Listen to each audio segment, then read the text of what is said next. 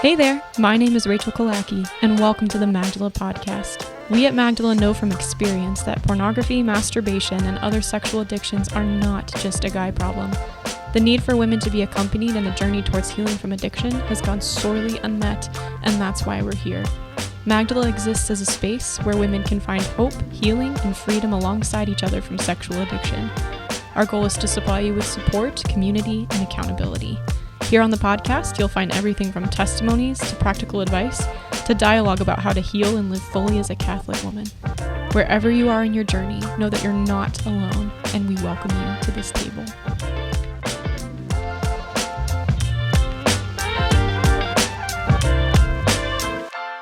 Welcome back, everyone, to the Magdala Podcast. We're known for being awkward and not knowing how to introduce things, or at least I am. I'm not good at introducing. Can I start this intro with my Instagram handle for years was unconditionally_awkward because I thought it was like quirky to like if I just put it out there and said I was awkward first, then like maybe people would know that. Yeah. It was also right when what was the song Unconditionally by Katy Perry came out. So yeah. So that made me like extra quirky. So yeah, so I already fit the brand, so we're doing good. You're just here for the awkward. Today I have Annie Hayen. Hayen? Is it Hayen or Hayen? I always said Hayen. It's Hayen. Hayen. But either way, if you say Hayen or Hayen, you're greeting me either way. It's like hi or hey. So wow, it's that's such a great way to look at it. Isn't that fun? Yeah. I've always said Hayen, and now I feel bad because it's totally what I thought it was, but now I know. My maiden name, yeah, everybody messed up my maiden name, like Giger or Geiger, like it's Giger, but everybody was like Giger or Geiger, and I was like, no, it's just Giger, like the I's before the E, it's Austrian, it's Giger, so I understand how it feels to have your name messed up, so I'm sorry that I subjected you to that. I have Annie Hayen on the show today. There we go. What got messed up more? Your last name being mispronounced or your first name being misspelled? Oh, such a good question. It's both. I had my first name misspelled this morning in an email. And I was like, hey, by the way, like, this is... In the email. It's AEL, like, hello. Yeah, no, and it's funny. Like, people are always so apologetic. I'm like, no, it's okay. It's not your fault. You didn't assign an extra letter to my name. Like, it's my parents' fault, y'all. It's okay. But yes, Annie Hayen is here with us today. And Annie, I call her the sanity of Magdala at this point because she's our administrative coordinator is the title we decided on. So all of the type A organizational things like assigning small groups and sorting spreadsheets, all of that Annie does. So she is the nucleus of Magdala at this point and keeps us alive. Keeps me alive, at least. So, but Annie, tell us a little bit more about yourself beyond what you do in Magdala, where you are, what you're up to these days. Because I know Magdala is not all you do, even though it's enough to keep a person busy, for sure. For sure. Easily one of my greatest character traits is my love of color-coded charts. So Magdala allows me to embrace that more often than not. When I'm not making color-coded charts for Magdala, I'm currently a graduate student, months away from getting my master's in nutrition. So last spring, I graduated with my bachelor's in nutrition dietetics. So I'm about to get a master's in nutrition dietetics so that I can sit for the board's exam and become a registered dietitian. So I'm currently a grad student and also a dietetic intern. So in order to become a dietitian, you need 1,000 internship hours. So I'm currently at 700 plus hours and I need about 300 more. So I'm interning at a hospital right now doing that to get my clinical hours. I also do a lot of sort of ministry things on my campus. I'm a two-sport college athlete, so I play softball and volleyball. Praise the Lord that my legs still work. Rachel, last season, I am not being dramatic when I say we would play like 2 games in a row, and by the second game, I would go back to serve, and I would like lift up my arm, and I was like, "Dear Jesus, please go over the net," because my arm was just so sore. I like didn't know if I could get it over. So we'll see how my legs survive softball this year. We had 6 a.m. team lift yesterday, and it was leg day. And when I say like walking up the stairs in the hospital today was like more of a struggle than it ever should be, it took me 3 times as long to get up. Oh my gosh.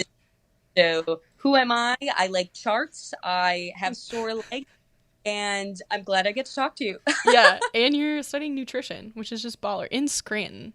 And In Scranton, home okay, of the.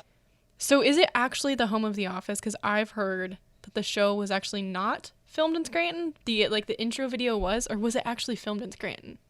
So the intro video was. Fun fact: there's no actual The Office building in Scranton. So if you ever go Wow. travel there on a pilgrimage, you will not find Office building. But you will find like Cooper's Seafood or I forget some of the other places, but some of the other obscure like Okay. restaurant places you can find there. The big like Electric City sign you find there, but there's no real office building.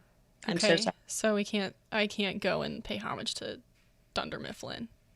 You can come and say hi to me, Yeah. but not the same. I know I'm not my spot. I know. I care more about Michael Scott than just about anybody, but no, If I'm you kidding. were an office character, which office character would you be? Oh my gosh. Oh my gosh. This is so hard.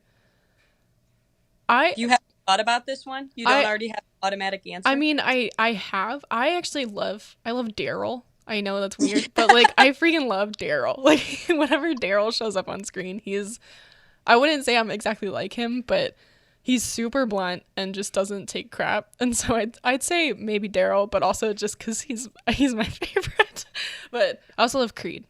Yeah. I love Creed. I don't want to be Creed. I really don't want to be Creed, but I love Creed. I think that's my relationship with most of the characters. I love them all. Don't I want to be don't him. know if I want to be them. No. Love them, you No. know? Not even Jim and Pam. Like love them, but they're a little too basic for me. I don't think I could be Pam, and be happy. Maybe Jim, but don't want to be Dwight. Don't want to be Creed. Don't want to be Meredith. Nobody wants to be Meredith. There's a lot to it. Maybe I'm the cat. Maybe I'm Angela's cat. I don't know. The one that gets tossed into the ceiling and then like, comes out. Oh my gosh. Anyway, so contrary to popular belief, this episode is not about The Office. Though I'm open to that topic in the future. But we're actually going to talk about vulnerability today. So, vulnerability's role in healing, in freedom, particularly from addiction. But Annie just has some beautiful insights into how vulnerability has played into her story.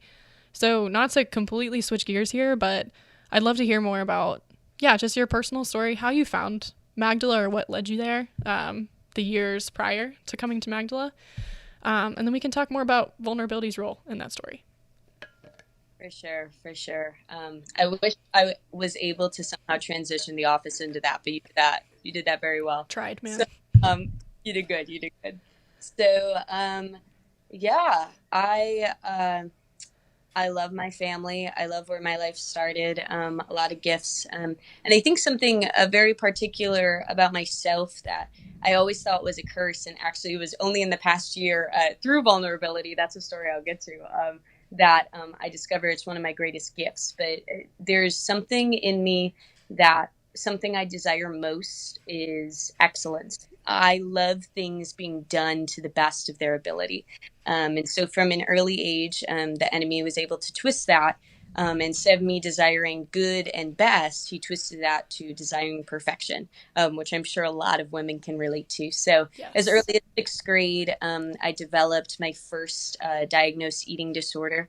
And so I struggled with that for the next 7 years of my life. It got to a point in eighth grade where I got so thin, I passed out in a hospital. And it was really a turning point in my life of I have to do something about this. I had lost like 20 pounds in 2 months and I was just really too thin to function. I was losing hair, all this stuff. And so I entered into quote recovery, though I didn't want to, but it was now I had medical attention. So I had to, in a sense. And also by that point, my body just began backlashing on me. So that's when I began binging, which for me looks like, I would be sitting in front of the kitchen cupboards for even 10 minutes and somehow consuming thousands and thousands of calories, like anything that could get into my body. And it was an out of body experience of like truly like, I felt like I describe it as like it felt like I was watching a movie. Like I could see my hands going, reaching for something and putting it in me, and like I had no control over it unless someone, Mm, and then I would run away, right? Because it's all about trying to stay hidden. You know, this was a hidden part of my life, which wasn't hidden for long because of my parents, which is a good thing because I needed to be seen in order to heal. That's been a lot of my life. But so, in gaining all that weight back through binge eating, I still hated my body, still had a bad relationship with food. And now I have a normal amount of fat on my body, but in my mind, I hated it. But because I was now a freshman in high school, I was going through puberty, it was now a body that other people found desirable. So I used that mm, to my advantage. So as early as a freshman in high school, began sending nude photos, began doing, sexual things with my boyfriend, with other people that I wasn't even dating. I was cheating in relationships, a lot of impurity there. yeah. And then by the time I got into my sophomore year, I finally ended things with my long term boyfriend at the time, but I missed the pleasure I was receiving from that relationship. And so that's when I found pornography and became addicted to it. It would take up hours of my day. And in finding pornography, I also found lesbian pornography, which the next year of my life, I came back and I started having feelings for a girl in my band. So by that point, I Mm, being in a relationship with a woman for 3 years. So going into college, I was dating this woman on and off for 3 years while still being addicted to pornography, while still healing from my eating disorders, and still being very impure in many relationships. I probably cheated on her dozens of times. Not to mm, I was dating was just very broken, suicidal, anxious, depressed. And so I was also just trying to keep her alive. There were many times I was just calling the police to mm. keep her where she was. And so that was also just very heavy in my life. As you Yeah. probably guess, all of that was very heavy. Did she know? Did she know that you were cheating? Was she aware? E- Yeah. Mm, Yeah, sadly. Which, yeah, all of that's hard to look back on in different ways. sure, Um, sure. and some of the infidelity I then came out and told her about. Some she sort of found out on her own. So it was a healing journey, I can say, for both of us then and both of us probably after. But by my freshman year of college, I finally ended that relationship, but now I'm in college, so I can sort of explore new people, and essentially all of the problems remain the same, and we're still there. Yeah. And it was after my freshman year of college, I went on a service trip with my parish. So I should mention, like, I grew up Catholic. I always went to Mass on Sundays. If my wonderful parents, put anything in me, it was we go to Mass on Sundays. Even Yep. if we, like, 3 states away in a softball tournament in the summer, like, my mom found a Mass time. Even if it was 6 a.m., we would go together. And so I never doubted God's existence, but I just always thought he was this very distant thing, and I could go on doing what I was doing. And if good things happen, it was because of him, but otherwise, he wasn't in the picture. That was sort of my Sure. idea. But after that freshman year of college, I went on a service trip, and I had this beautiful encounter with the Holy Spirit where I remember going up to the upper room chapel at this retreat center, and the Spirit literally pushing me to my knees. And for the first time in my life, I realized God was real. Mm, What happened was I was helping lead this retreat activity for these high schoolers, and it was super emotional. Everyone felt so affirmed and so loved, and everyone was coming up to me telling me how thankful they are for me and for me doing this. And for the first time in my life, I was like, I didn't do what just happened, mm, but someone else did. And so I walked upstairs and I said, Jesus, you're here. mm. And I remember surrendering my life over to the Lord without even knowing what that meant at the time. I just knew that was the only response Wow. to discovering who he was. And so I came back to college my sophomore year, and everything was going to be perfect. Okay. So, Yep. as always. So my freshman year of college, I'll also mention, in the midst of this, I have had a super blessed life. I'm playing two sports in college. I was a starter on both sports teams. I had essentially the secondary lead in a musical in college as a non-music major. I had tons of friends. I had 4.0 my two freshman semester. Like, I had all the things on the surface Yeah. that were good. And so I was coming back my sophomore year, and I was expecting it all to be the same and even better, because now I know God's there with me. And so immediately all of those things began to fall apart. So the guy I was talking to at the time, I felt like like a really good guy at the time, compared to a lot of other people I went for in the past. This was the first time that I actually cut off all the other people I was talking to. So I was only dating the one guy, and it was happy, and it was good, and because I wouldn't have sex with him the first night I came back to college, he dumped me. Volleyball coach became extremely emotionally abusive, and so she began benching me the whole season after I started every single point the season before I even made it to the record books for my college. I got benched, and I was now counseling and dealing with all the crying girls who are leaving practice all the time. Softball in the fall, I wasn't even able to go to softball practice because I was having so many meetings trying to get this coach fired from where I was. The musical that I had worked all summer preparing for, I didn't even get a call back for, and they casted some favorite that didn't even go to the school. And for the first time in my life, I didn't get a 4.0. And so all these other my foundation in had completely crumbled before me. And I had never been so angry at God, because for the first time I realized the true presence of him in my life. And yet, why is he allowing all these horrendous things to happen? But I can see the working of him in everything that's so broken. I have a lot of the rings that I wear have meaning, and one of them is an arrow. I have symbols of arrows all over my notebooks, all sorts of things. Because when you use a bow and arrow, you have to pull back the arrow, provide pressure in order for it to be propelled forward. And I know some of the biggest ways the Lord has worked in my life is by completely pulling me what seems backwards in order for me to be propelled forward. And so that was the semester that I consistently went to mass every single weekend by myself. This first semester that I actually tried to develop a prayer life.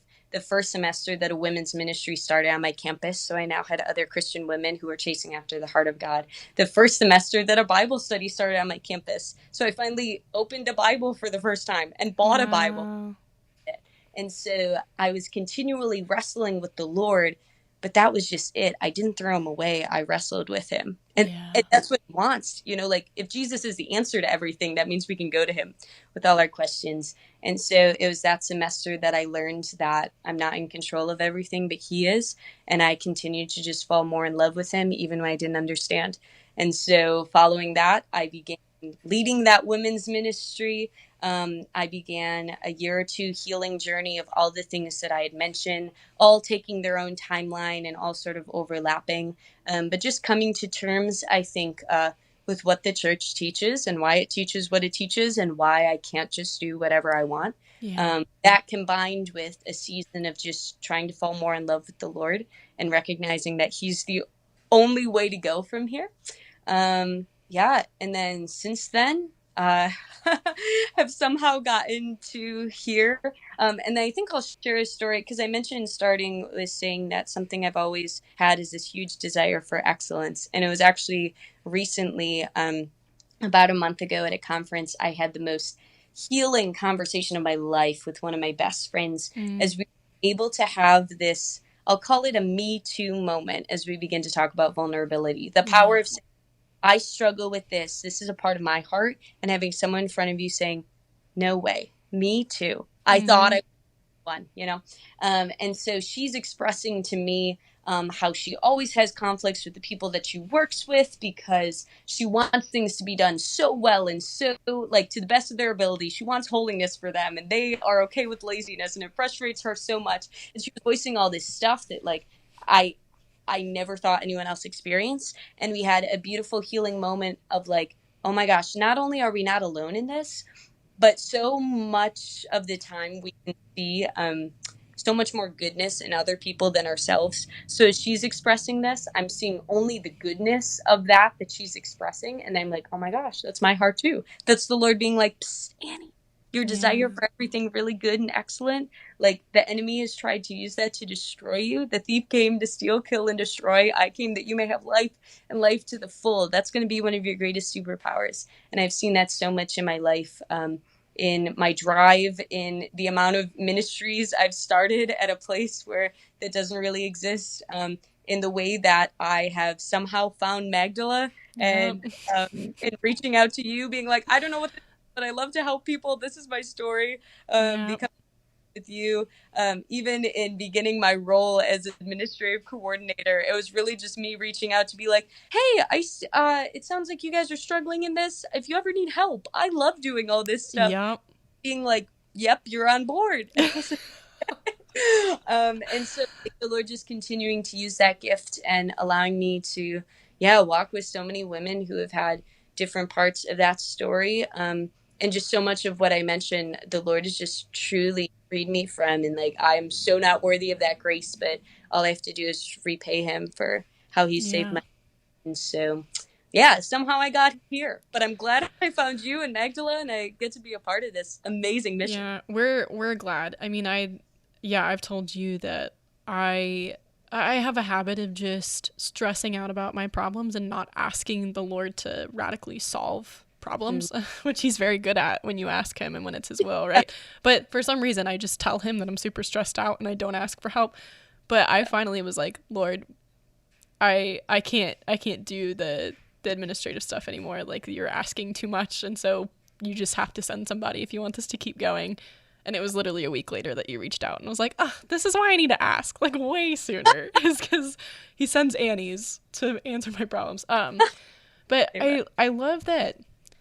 I love it, the merciful tone you take with yourself, as you share your story. I think that's something that's missing from a lot of testimonies, is allowing our tone to be one of mercy with ourselves and, adopting the Lord's mercy for us and how we speak to ourselves and about ourselves.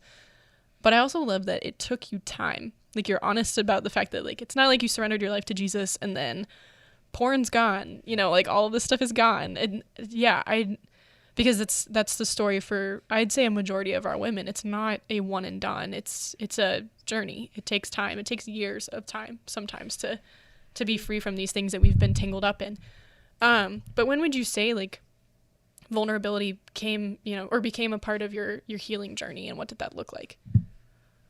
Yeah, for sure. I even just to address, sometimes like when I share about, I'll call it a past life, when Paul writes about becoming a new creation, like it just Yeah. feels like that, and not in a way to try to distance myself and say I don't want to be a part of past Annie, but I'm just so a new creation that sometimes I refer to her as past Annie, and then Yeah. it just allows me to just love her. When I look at her, it's like, yeah, I see her doing a lot of dumb things, and I'm like, Annie, don't. But at the same time, oh, she just so wants to be loved.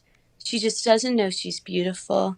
She Yeah. just knows she has worth outside of her body. And so it's like, how can I not see her and just like want to give her a hug, you know? But Mm, in a lot of my healing, right, vulnerability, there's so many ways we could define it, but as one, just like letting other people into our mess. yeah. So me as a person, I'm super independent. I'm totally fine living alone. I can handle things on myself. Yeah. And so especially, even going back to things with my eating disorders, right? People who continue to develop eating disorders, like it gets more dangerous the more you're in the dark. Yeah. Specifically, like eating disorders, once you get so far into it, you start to have physical symptoms. So thus, you can't keep it in the dark because people start to notice. But that's where you get almost some of the power from it, because you feel like you're in control of something because nobody knows. But what you don't know is that once you finally allow other people in, then you actually have power over to stop it. And so it's specifically in that part of my journey, I'll say it was forced vulnerability, meaning Mm, my started to figure out because why? Because I was getting thinner, because sometimes she would be in the house. when I would come out of the bathroom after throwing up, and she would be like, Annie, were you just throwing up right there? And then I would start crying to her. I'm like, Mom, I'm so sorry, because it Yeah. didn't feel good, but it felt good when no one knew. Then when people knew, then it was a different story. But I remember, I think it was the summer between my sophomore and junior year of high school that I began telling my softball team about it. It was finally like a good group of friends. And that was such a healing summer for me, because I began to just tell them, like, yeah, I hate the way I look. Yeah. Um, yeah, I don't. My boyfriend at the time, like, yeah, I don't actually like doing these things with him, but I feel like he won't stay if I don't do these things with him. Mm. Um, and getting other people to say, oh, yeah, I feel the same way. Whether or not they were people that were really going to receive it with mercy and grace, they had the same sentiments of being high school age girls who also didn't like their bodies. And it's so sad that we all go through the same things, but to some sense, a lot of stories are universal. But being able to invite them into that gave me the freedom to actually try to conquer it, because now I had some sense of accountability. Not Yeah. that these girls every day were reaching out and asking about it, but now that somebody else knew that I wanted to fight this, now I actually had some more courage to begin to fight it. So that was a summer of my life. I remember, I'll share this as part of my healing specifically from eating disorders, that I would, every morning, I would go and stand in front of the mirror, and I had to find one good thing about myself. And I remember the first day I did it, Rachel, I could not find one thing. And I stood there Mm. for at least a half hour. I got to a point of crying, of like, how stupid am I? Like, I can't find one good thing about myself. Am I really that broken? And after probably a half hour, I remember standing in front of the mirror, wiping off tears and going, you know what? At least I could stand for 30 minutes. Mm. And I to myself, and I said, that's my good thing for the day. And that was my first good thing, that I Yeah. could stand for 30 minutes. And I continued that over the summer. Some days were easier than other. I found something in a second. Sometimes it took 30 minutes, but every time I could find something good. And there was one moving place forward. And that was all started because I invited somebody else into the journey. Um, Other parts of my life, I think, things of same-sex attraction. I was obviously living into that. I was openly dating a woman, so people knew about that. But when I got to college, after I encountered the Lord, and I was really wrestling with what it means to be a Catholic and to experience same-sex attraction, what am Yeah. I supposed to do with this? At a school that's actually very LGBTQ affirming, in a church context, but I knew the church didn't teach that, and I was wrestling with that.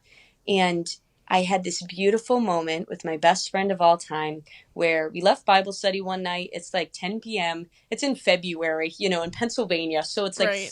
cold, but we had to go on a walk together. And I remember walking around campus, and I just started sobbing to her, and I was like, is it so wrong for me to love a woman?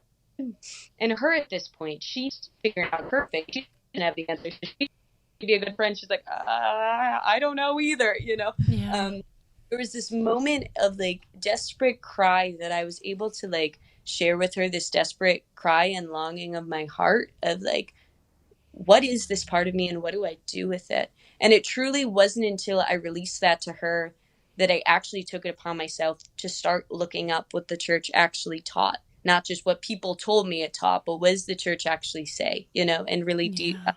diving into that. How am I supposed to live this way? Up until that point, I was saying I was doing that, quote unquote, but I wasn't actually. I just used other people's, anecdotes about what it means. And then I would just form my own opinion, and I would be very closed off. But when I was finally able to admit that it was a problem to her, then I was able to do something with it.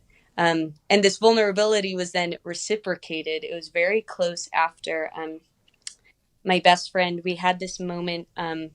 We would do Zumba together in the morning. We called it Zumba praise. Okay, so Zumba to worship music, super fun. And one moment, she like morning, she just like really wasn't talking to me, and something was off. And so I was trying to get her to say something. This was she at this point. She knows all of my life, everything I've struggled with. I've been fairly free from a lot of the things for a bit, and she just starts crying to me. And it goes 10 minutes, 15 minutes. She will not say a word. She's just crying to me.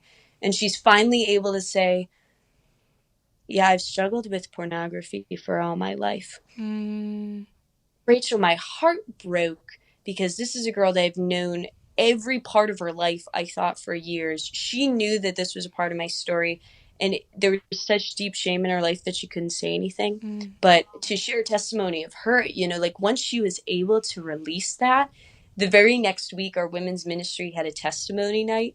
And she was able to share that as an active struggle with a group of 6 women in her little small group after never voicing Wow. it before in her life. Now she's sharing it with 6 other women. Now she's talking to me about getting accountability. Now she's actually like charting things and like, making checklists of like how to get out of it. Now she's like finding her triggers and like making sure they're not there and asking people for help.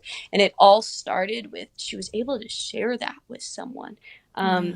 It's crazy to think that something so small can be that driving force. But the love of my life, Brene Brown, is on shame and vulnerability. And so my favorite quote of all time is she says, shame derives its power from being in the dark, right? And so every time we don't share Yeah. something, we're just allowing shame to have a hold on us. But every time we're able to be open, like that's when the floodgates come in, where we recognize something is actually manageable. When you ever, Mm-hmm. if you ever really afraid of something, once you say it out loud, you're like, oh, that's not actually that bad, because in reality we can see yeah, it's just that the Lord is so much bigger when we invite that in. So that's just a few stories of vulnerability in my own life, but it always Mm.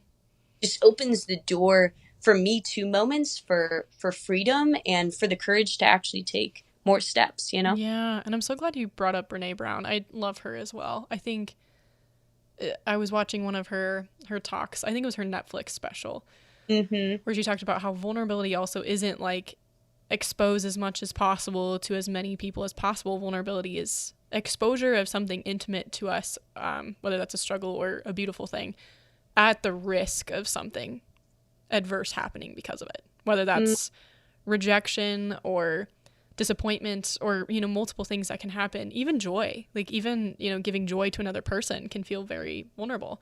But I love that sharing our stories, especially when it comes to sexual addiction and the like, it's not about how many people can we expose this to at one time and how many gory details can I tell people. It's like, nope, who can I share this with, this intimate part of my struggle? Who can I share this with that it will beget freedom?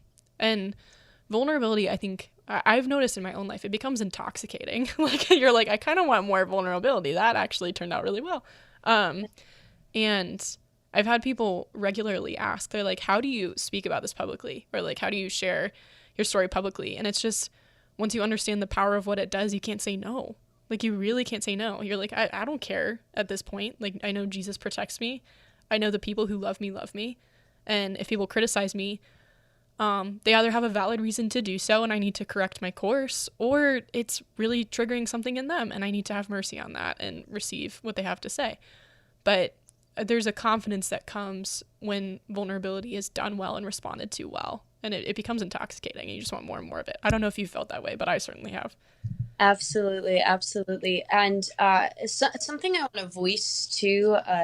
So I feel like it's a lot with a lot of the women I talk to because I'm so open with a lot of my life. And I don't even mean like some of the things that Jesus has healed me from. I mean just like right now, like I'll Sure. speak very openly about the wounds that Jesus is healing in my heart. And just like you said, because I've experienced the power so much of it, I want to share it with people. Yeah. But when I do that, a lot of women immediately have this wall of like, I don't do vulnerability. I'm scared of it. Like that's not me, Yeah. And something I like to share with them is like vulnerability doesn't just mean like sitting in a dark room with your best friends, like candles are lit Yeah. as you share like the deepest, like scariest parts of your soul. You know what Yeah. like vulnerability is just like what you said. It's risking something and it's showing a part of yourself that someone could reject. So you know what that looks like? One of my favorite stories. So for a summer camp that I helped with this summer, I got to dress up as a banana and lead Kahoot games for kids, like middle school kids who didn't want to be there. So they called me Annie, classic. And Banani, so is that what you said? Banani Annie. Oh yeah, that's my. But so in leading this Kahoot game with these kids, I'm like trying to do the YMCA for them. I tried to do a split, like a banana split. I can't do a split, like I'm being just like so dumb in front of these kids just to get them to open up. That's what vulnerability does, right? It Yeah. opens up people. Me being a dumb, silly banana, that's being vulnerable. I'm Right? risking.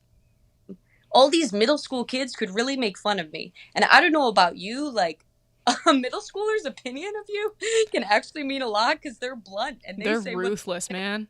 they are. It's like, Sense of like, risking something when I'm being super silly. And you know what? Being super silly is just showing myself. So showing mm-hmm. authentic self is risky. Like, what if they reject me? So part of vulnerability, it doesn't have to be the deep, scary parts, but I always think, a first step for people, or when I try to lead retreats and stuff, I always start with like super silly icebreakers. Why? Because that's allowing people to put themselves out there and be vulnerable. I don't want to say be vulnerable in a way that they don't know they're being vulnerable, but it starts to open the door to say, oh, I can start to show more of myself and I'll still Yeah. be so like even silliness can be vulnerable. Doing like cartwheels is vulnerable to see, like, can you even do a cartwheel? Can my body do that? Yeah. So and just the deep wounds that make people cry, you know what I mean? There's more depth. Absolutely. Absolutely. That's a great point. The first small group I led in person for pornography recovery when I was in college. It's my senior year, and I started this group on our campus. Mm-hmm. And I went in, and Mary Jo Carney was my co-leader, and we were like, should we do an icebreaker question? I was like, I got it. Don't worry. And we went in, and we sit down, and I was like, all right, guys, I'm going to start with a very serious question. I need a lot of thought put into this, and when you're ready to share, just like throw it out there. I was like, what kind of belly button do you have, and how do you feel about it? And they're all like, what?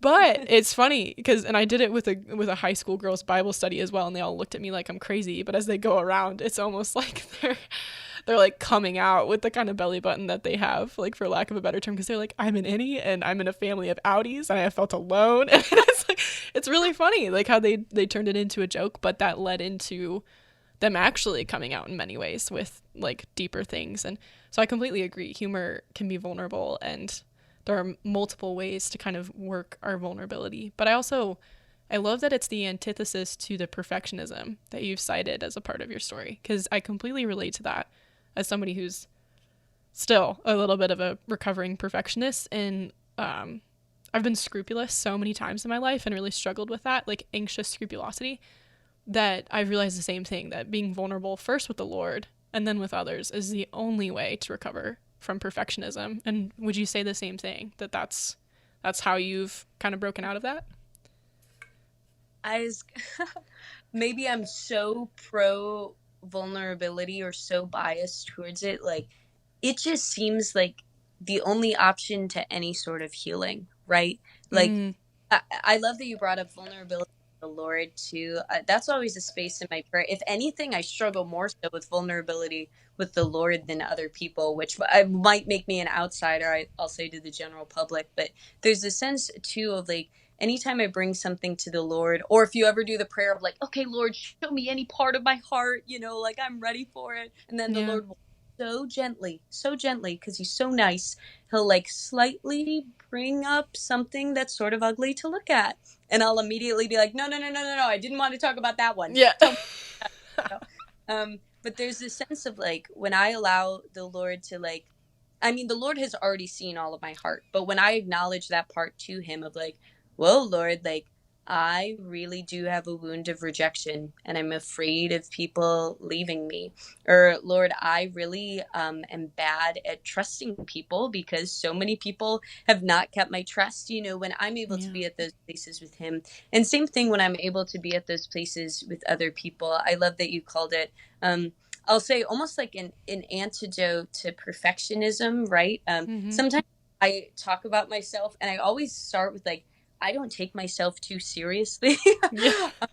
And I mean that sort of in a silly sense, but also in the serious sense of just like, at the core of who I am, I'm a beloved daughter, but I'm also a daughter of Eve who came from the fall, and there's original sin. That means I'm broken. So at the core of who I am is someone who doesn't have it all together. And so Yeah. I live out of that place that's not an insecurity in any way. That's the greatest security, because when I'm able to recognize, like, okay, I don't have it all together, but I do serve a God who has everything together, who works out all things for good. And then I'm able to like come to better terms with that. And I've also seen, I think that part of my vulnerability play out so beautifully in a lot of my ministry. You know, in college, I've been able to walk with just tons of women through a lot of things I've mentioned, and just like being a woman in college who wants to live a faithful life. What does that look like, you know? Yeah.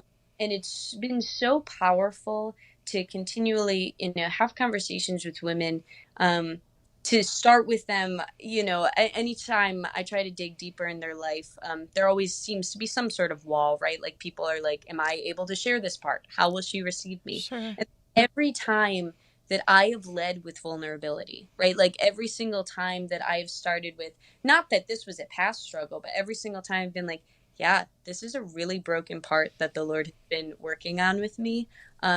The very next thing that starts coming out of their mouth is the exact deepest part of their heart that they've just been longing to share, and they just couldn't, you know. Yeah. And we're sharing sort of about, I'll say, this effect of vulnerability, right? Like that's contagious. One of the outcomes of vulnerability, from a psychosocial level, like Brene Brown talks about this a lot, is vulnerability breeds trust, right? Yeah.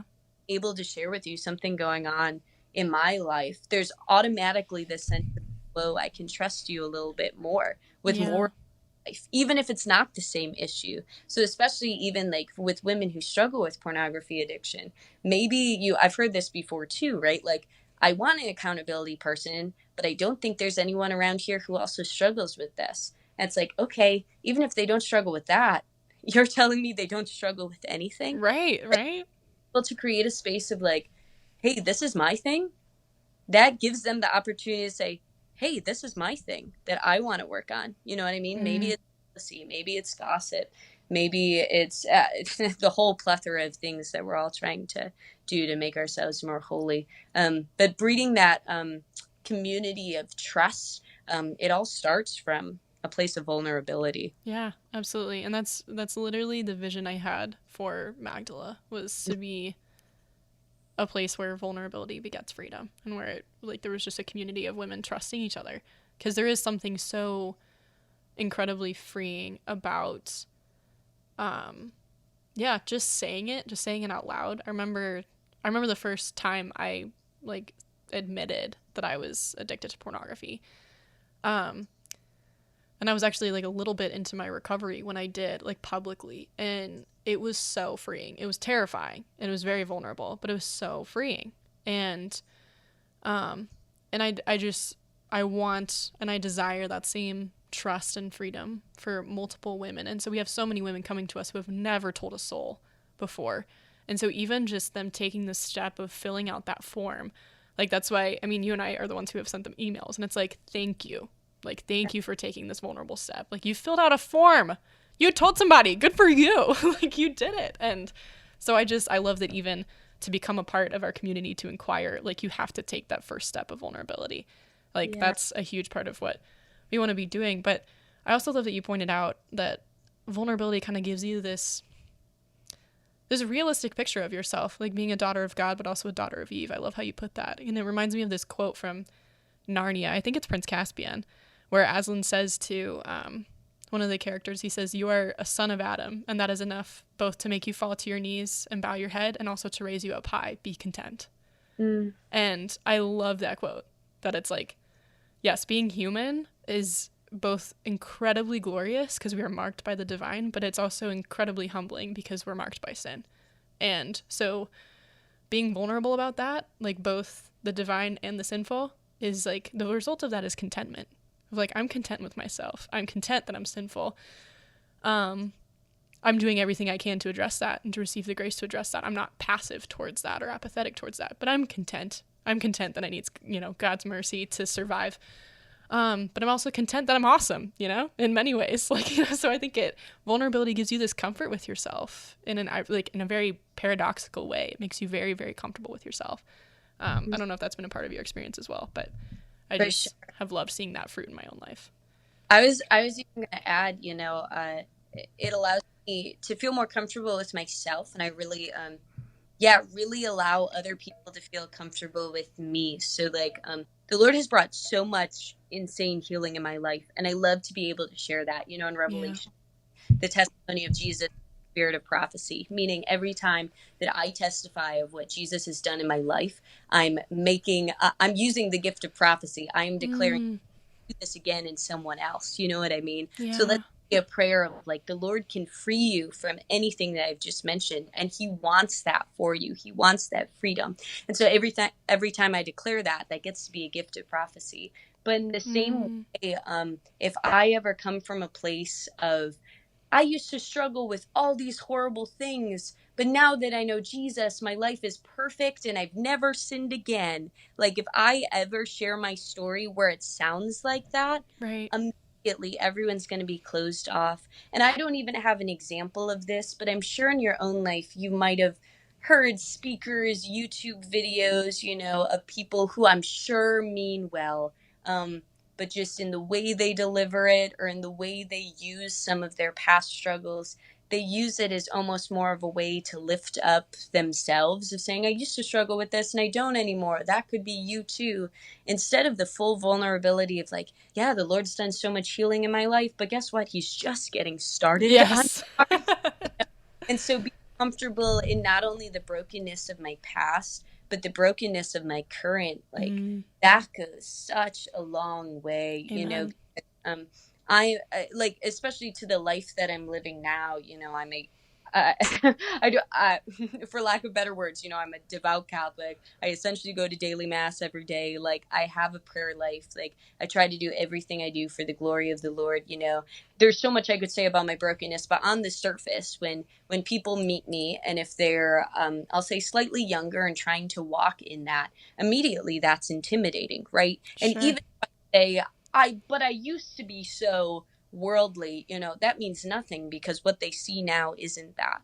But then when I lead with the part of like, yeah, I just cursed out my car because like it ran into snow, even though I was the one driving it, Yeah. or if I go like, yeah, I got angry and yelled at my best friend to get, it's just like we all come back to this place of like, oh yeah, we're human. Yeah. We're human, Yeah. and that's the place where we can relate. Nobody can relate to the picture perfect cover girl, and that's what I've never been and what I will never be. And praise the Lord, because Nope. I want to be the mess that I am. Some days I do want to be the mess. Some days I want the Lord to take my mess. But guess what? It's my mess, It's so I have to. there. Yeah. But there's power and comfort in myself in recognizing, like, hey, sometimes I suck, but Jesus doesn't think I suck. you Yeah. know. Sometimes, like, I'm really ugly, and I don't mean that in a physical sense, but just like my heart like does really ugly things. But the Lord never calls me ugly. He never sees me ugly, and so it brings that comfort and healing to my own heart. And then it just allows other people to enter into that too, right? Even Yeah. for who aren't ready to be vulnerable themselves, to see someone so, I'll say, comfortable with their own brokenness, like that in itself is healing, Oh my right? gosh. I Yeah. see a testimony of someone who's happily talking about her brokenness, you know what I mean? That's the healing of the Lord. So it not only like brings that comfort and healing to yourself, but like it allows other people to step into that too. Completely, completely. I think a great example of this, I just want to give her a shout out, is Sister Miriam James Heidland. I know you're Yes, a fan too, but love her. um, I have been so moved by how content she is with herself, and um, it makes me trust her. It makes me readily listen to any resource she puts out. Because she knows how broken she is and how in need of God's healing she is, but she also knows what she's received, and she's very confident in that. So I think she's been, in many ways, kind of a balm for the young Catholic woman's soul, and because I think a lot of the messaging that we have gotten, specifically surrounding, femininity and sexuality, is one of perfectionism, of like, don't mess up, don't fall, don't do this, don't do that. And I don't think a lot of reality was given to the picture of, you know, just being feminine, but specifically in the realm of sexuality. I don't think we had a lot of realistic pictures of what it means to struggle with pornography, to struggle with same-sex attraction, to, you know, to like have these things as a part of our life. I have so many friends who are LGBTQ and did not feel like they could say a word because they were female. Like, not even just because they were Catholic, because they were Catholic women. And that was heartbreaking to me. And I think there's just a lot of medicine kind of coming into the church that has a lot to do with vulnerability first and foremost. And just, it's begetting a lot of freedom, and I'm really happy to see that and grateful that you want to be a part of that. Yeah. Did you have any final thoughts? And we're kind of winding down on time, but I know I see darkness coming up. Like, I just realized, I was like, it's dark in the room that you're sitting in. Like, and it was dark light. Yeah. When you started. Of like when you feel in the dark, we can make something spiritual out of it. I think so. I love that you mentioned Sister Miriam. Another one of my favorite speakers, her name is Mary, but I always mess up her last name. Bielski. Oh, I love her. It's like she never gives a talk where she's weeping during it, and it's literally weeping of like the current parts of her life, right? And you can how comfortable she is allowing herself to be broken with herself and with others, and like on such a public platform. But I think something I want to say is to make that practical, right? Like, not all of us are Sister Miriam James, who like has a podcast to tell millions of people like really hard parts of her life. But like taking a step in vulnerability could literally mean like sharing something, I don't want to say slightly deeper, but like especially for a woman struggling with addiction, right? Like, how about start by taking that step of like taking a trusted friend out to lunch, and even if it's not saying something about pornography yet, like allowing it to be like, hey, this is something that's really hard on my heart like this week, whether it's this guy that I'm talking to that doesn't like me, whether it's I've been really jealous of this one friend, things that I think for most people are easier to voice, right? Like starting there. And if anything, it can be a feeling ground for, is this a trustworthy friend? You mentioned this at the beginning, right? Like, vulnerability doesn't mean sharing the deepest parts of my heart with every single person. No, like part of the trust, like making sure we have a safe space to give this to, which is Catholics. We know we always have a safe space in the Lord. He'll always receive us with love and grace and gentleness. But when we're inviting other people into this journey with us, you know, being very prayerful, especially if you're nervous, you know, the Lord will provide peace, and the Lord will always provide a person or multiple to walk with you. But being able to take one step of like, I'm going to say something hard to them. And even you can use that as a test, right? Like, see how they receive it. Are they receiving it are they listening to you? Because sometimes you might meet someone that you're trying to be vulnerable, and people try to play the one-upping game, right? That's what I call it, of like, oh, you had that? Well, guess what? I have this and this. And that can just be your sign of like, okay, this maybe might not. Yeah. You know? But inviting anybody into the journey, I mean, just gives you more confidence along the way. And so I think my one practical would just be like, if it's not sharing that deep thing yet, like, allow it to be a minor thing, allow it to be a silly thing, you know, go out in front of your team and like try to crack a joke, and maybe nobody will laugh. Okay. But you put yourself out there, you risk something, and recognizing like, okay, I risked something and they still didn't leave me. Right. Like, they didn't laugh. Maybe it wasn't the reaction I wanted, but I'm still intact. I'm still okay. And there was something freeing in saying, I don't care what anyone thinks. I'm going to do this, you know? Yeah. And so being able to have that moment of freedom in yourself of like, I don't care what people think. This is my reality. This is my struggle right now. And I need to invite somebody else in, because we were praying right before this, right? And who is the model of vulnerability? But Jesus himself, you know, Jesus, naked man on a criminal's cross, bloody and bruised, like physically the most vulnerable way you could be presented to anyone. And that's how our Savior wants to be remembered. That's on every piece of jewelry in every church, anywhere you go, is just the most vulnerable man that you could see. And so you don't have to be naked on a cross, but you can at least share one more part of your heart, because like, Jesus risks everything for you. Taking one step out of risk, I'm telling you, you will experience more freedom than you ever thought possible. But Yeah, sometimes it's worth the risk. That he is worth the risk, and so is freedom, and that's what he has. I agree. I agree completely. I remember one phase of my just a phase of deeper healing when I had been 2 to 3 years out of recovery at this point, or I mean, I guess into recovery at this point, and from pornography, and was just finally entering a season of like going to therapy and praying deeply about, what wounds in my sexuality were still there and what had led me to pornography in the first place, and just deeply addressing that after college. And I remember being in mass and just hearing very clearly, like the Lord saying, like, I endured humiliation and trauma so that you would not be ruled by yours. Mm, And that was like, oh, like his vulnerability is so that we can be free, like in our woundedness and in our vulnerability. And so that we're not alone in it, that we're not, he's not waiting for us to be perfect. He wants to join us in being vulnerable and give us an example, like you're pointing out. I think something that's heartbreaking to me is how many women share that the first time they've disclosed an addiction or something in their sexuality that they're afraid to disclose, they're met with disgust or rejection. Like whether it's a priest in the confessional, which unfortunately happens frequently. yeah. From what I've heard, that's actually a majority of the source of rejection for women. But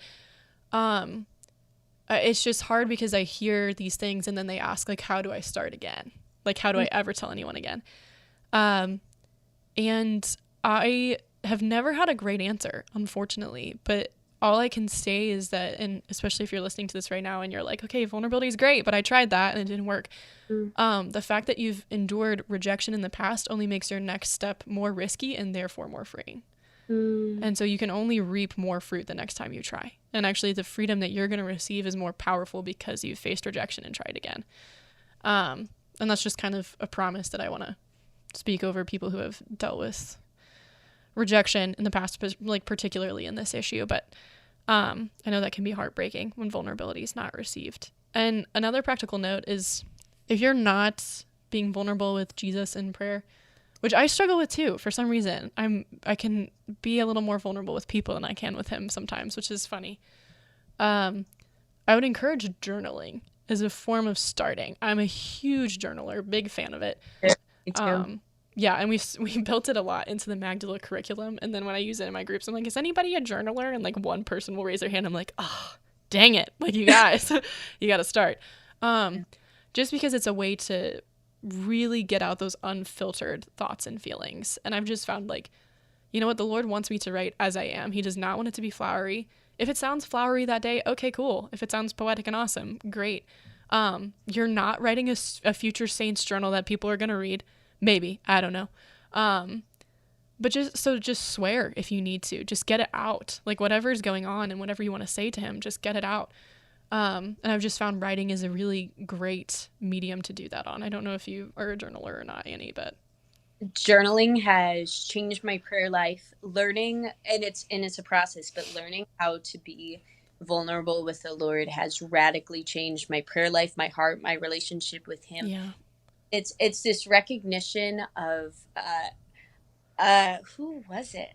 Someone in my life was giving a talk once. Oh, he was a seminarian for some time, and then he discerned out, and now he works at the school that I'm at. But he was sharing that while he was in the seminary, he was struggling with a lot of stuff. His spiritual director, priest there, was telling him to go to the chapel at essentially after midnight because no one would be in there, and just yell at the tabernacle. And for weeks, every single night at like 1 a.m., that's where he would go.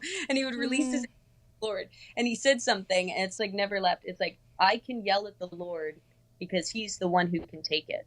And it was just like Jesus carried the heaviest cross. So any of my crosses, like, the Lord can take that one too.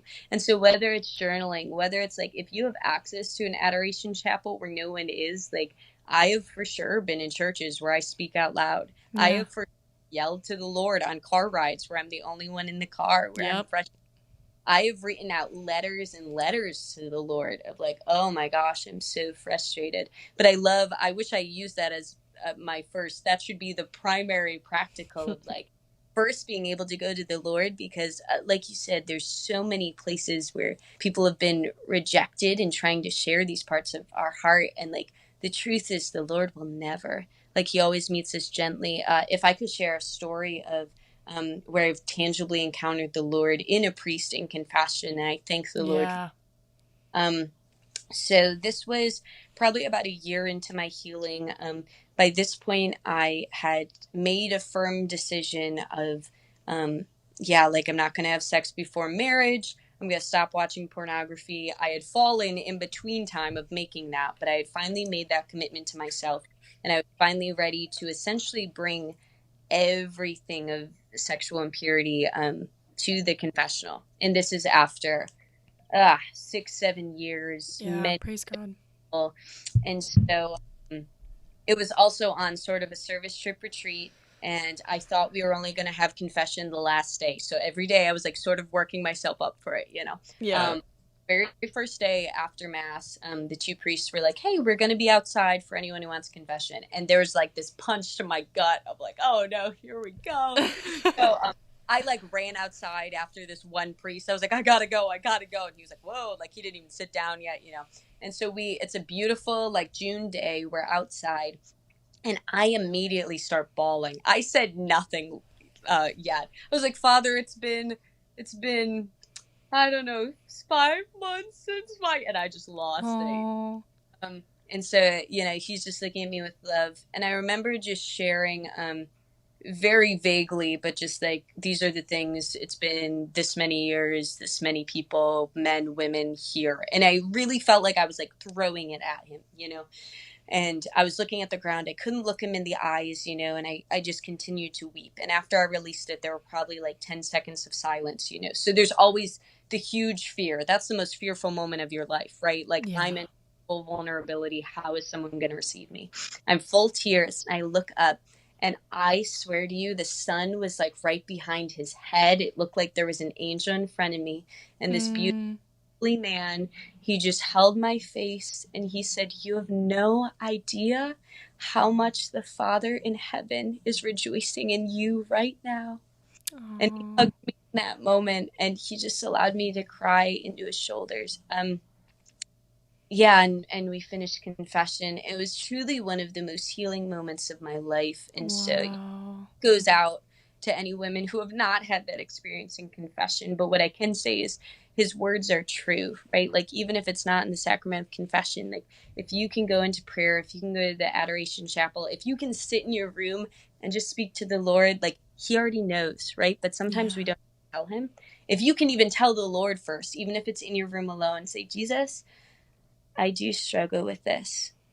His response is, my daughter, you have no idea how much all of heaven is rejoicing in you right now. You know, the Father, as the prodigal son comes home, he doesn't even have to say what's happened yet. He doesn't even have to say he's sorry. Like the Father comes running out.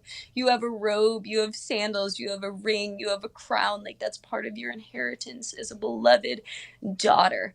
And so like those are his words to you. Like he's not anywhere. He's always going to be so gentle. And it's like that's the first place that should be the first place is what I'm saying. Yeah. And he'll always receive with love, always. Praise God. Thank you for sharing that and putting that so beautifully. I've had good experiences with priests as well, and tough ones, but many beautiful ones. That I remember one actually that relates to this, and we're tacking on extra minutes in this episode. I try to keep them under an hour, but so many times it's like never mind. but yeah, I remember I was in grad school at the time and several years into recovery, but had just started dating my husband, and I was in confession. I like to do face-to-face confession, which is a little more limited now because of COVID, but occasionally you'll still get to do it, and that's my favorite way to do confession because it's a lot harder. But I was with this young priest at my university who I confess still struggling with fantasizing. And just I was like, I told him, I was like, I struggled with pornography in the past. That's not part of my life anymore, but this is still coming up. And he asked me more questions about it and was just very loving. And then he said, you're dating, aren't you? because we were in some grad classes together, actually, this priest and I, which is really funny. But I was like, yep, I am. And he goes, is he a good man? And I said, yes, he is. And he goes, you must tell him. And I was like, oh, okay. And he was like, you must tell him if you want to be free. And I was like, dang, okay. But just the leadership there of like, he was so good about like, you've been honest with the Lord now, like now go be honest with the person you need to be honest with. And I just remember like being honest with Tommy in that moment was actually like a completion of confession for me. Not that I wasn't absolved or anything before I talked to him, but I told him, I think that night or the next day, I was like, this is still a problem for me. And he had known about my past addiction at that point. And his response was so incredibly loving that it felt like, okay, that's what the Lord was saying to me in confession. Like, that's what he was saying, sitting in the moment. And I got to hear it through him, which was incredibly powerful. But yeah, I think, I don't know. There are beautiful priests out there, guys, who like want to love you. Like there are. I receive a lot of feedback from priests. And lately that's been something that continually comes up, is just priests reaching out, asking for help in how to do this well in confession, like humbling themselves and saying like, I don't really know how to respond to this. What should I say? Or seminarians doing the same, preparing for their priesthood. Or just priests saying like, thank God you exist. Now I have somewhere to send women. Like I'm so excited, and just celebrating for the women they've taken care of and fathered. So there are really good priests out there who want to do this so well. And it may take time to find one, I don't know, in your area, but you also have permission to not go to a priest that has rejected you. It's no reflection on like his priesthood. He's a man, he's a human being, but you have permission to not go back to the sacrament of confession with him if it's not going to be a source of reconciliation for you. So I just want to give permission there. But anyway, now actual conclusion. do you have any final thoughts or practicals that you'd like to share with our listeners? Yeah. Vulnerability brings freedom, and Jesus actually wants freedom for you. Yeah. I think something healing in my life was this recognition, not only like Jesus does bring freedom, but it was this shift to recognize he desires for us to experience freedom. Like he's not just obligated. It's not just like something, but he actually wants it.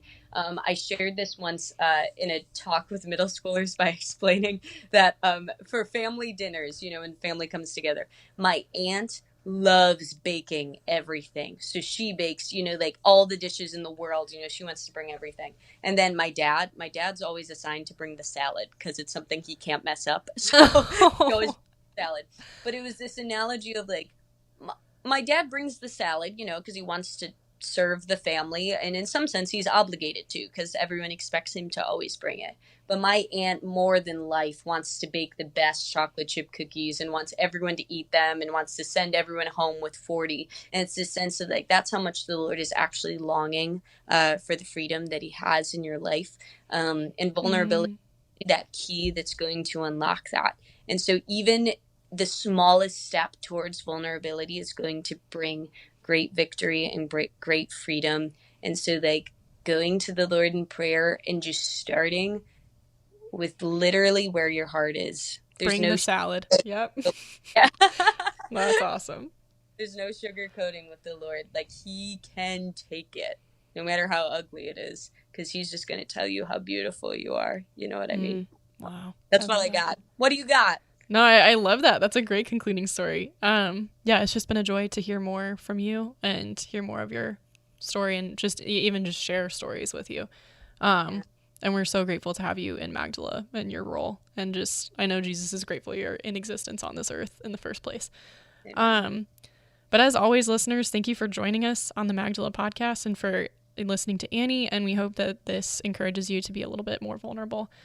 And I'd encourage you to pick one thing that you can do even this week, whether that's journaling or sharing something with somebody, or allowing something to be shared with you and allowing yourself to be a safe space for vulnerability. But thank you for joining us. And if you want more exclusive content, subscribe to our Patreon. We're currently doing book studies and other fun stuff over there. And that also helps support Magdala's mission and keep our resources currently free for participants. If you are struggling and need accountability, we have small groups available. If you are somebody who is in recovery from any of these sexual issues, and you want to lend your own story for the sake of other people's freedom, we are in need of moderators almost always. So feel free to hit our website and let us know that you're interested in leading others to freedom. And in the show notes, we have our Covenant Eyes link. Use the code Magdala for, I think it's 30 days free. I mean, they gave us a discount, and I can't remember if they gave us a percentage off or 30 days free, but it is a discount. So go ahead and use our code Magdala if you'd like to try Covenant Eyes for accountability. And if this episode meant something to you, like, subscribe, share with a friend who you think might need it.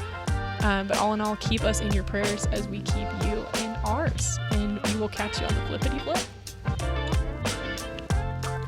Thanks for joining the conversation today on the Magdala podcast. If you want to learn more, join a support group with other women on the journey, or find more content, visit magdalaministries.org. If you want to continue to be a part of the conversation, like, subscribe, and share this podcast. But most importantly, wherever you are in the journey of healing, know that you're not alone and you don't have to hide anymore. We're excited to welcome you to the table next time. God bless.